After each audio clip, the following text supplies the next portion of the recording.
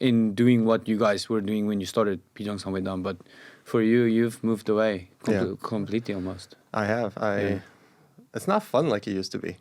I remember when we first started 비정상회담, all of us, all 12 of us were super excited to do something we felt was very popular and everybody was having such a good time, except the Korean staff and the Korean guests. Why? Yeah.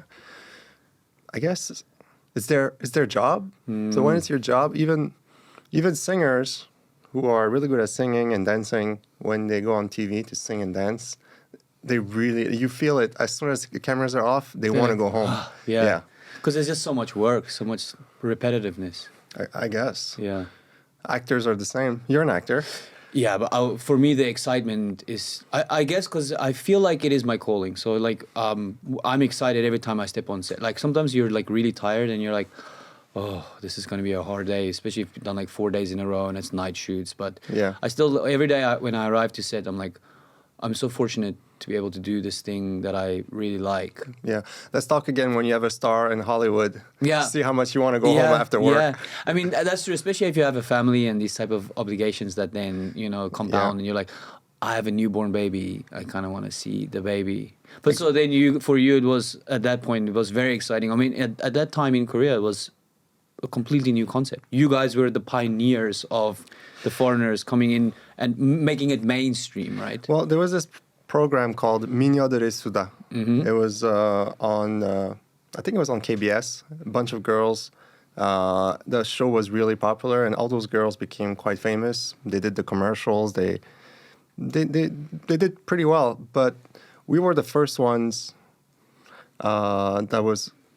We were not expected to succeed, to say the least, because that program was airing on Monday nights.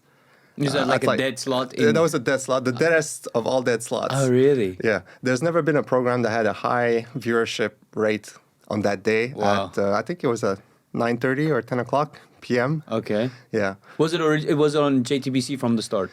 Yeah. Okay. Yeah. So you said the 12 of you. Who were the original members? The original 12 from the first episode. Well, there was me, Alberto. There was Samuchiri from Ghana, and that's from Turkey. There was, I think there was Tyler from the States.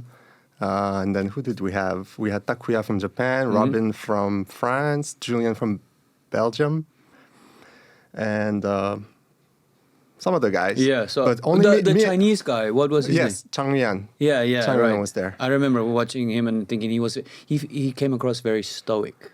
He's very reserved. Yeah, he was very interesting. He still is pro-China, but he was very. He didn't experience other cultures very much. We're young. We're still young. I'm still young, but we were really young back then, and a lot of people. And I mean, I guess when you're young and you're becoming an adult, you feel like all the experience you've accumulated during your life, you know what's right, what's good, and you always feel like your culture is just better until after a few months you keep talking with these other guys who have totally different point of views on every single issues.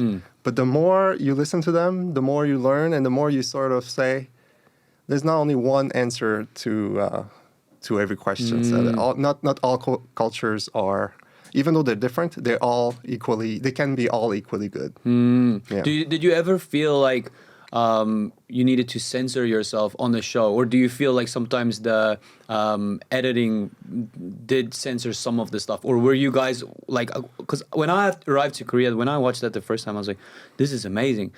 These guys came to Korea, which is a very homogenous country.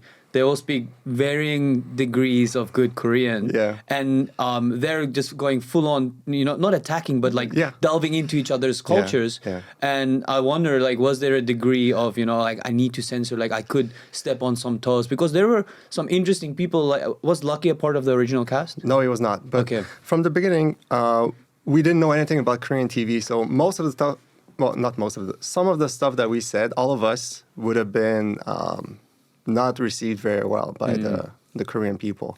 So there was I think they had 8 writers, and they would go through the scripts of everything we said, and whenever there was something that could be controversial, because sometimes you don't really know until it airs, they would just cut it out. So they played it really safe. And also when they picked the first 12 guys, they made sure that they picked people that were not likely to cause trouble. I see. For many different reasons. I see. Even in their personal life. So they tried to get the chakkan, the So you the were nice regarded people. as safe.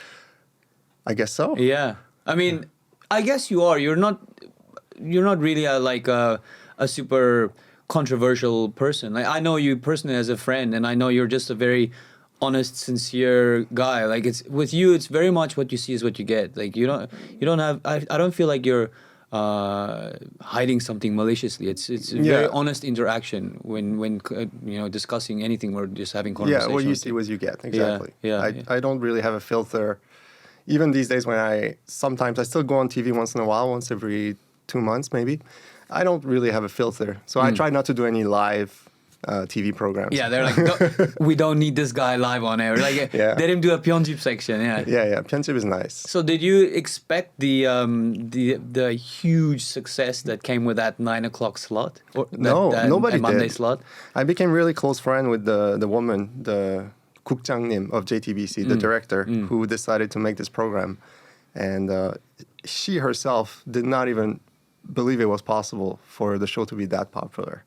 Because, the idea first came to her when she went to the United States with her twins. They were about 10 years old, and they were learning how to speak English. And it was a bunch of non-natives who were put around a table like this, and they were arguing about what candy is the best, for instance. And the parents were having so much fun laughing at their kids just try to use the little English they have to argue about something very simple, like what's the best food, what should we have for dinner, or something like that. So the language nuance is what made it fun. And she said, I'm going to do the same thing in Korea with foreigners from different countries, different cultures, who don't speak Korean that well, and we're going to make a TV program out of that. Wow, that is amazing intuition. Yeah, that was the idea. To do that, because and then you guys, I think at its peak, you guys reached like 20%, 25% the ratings.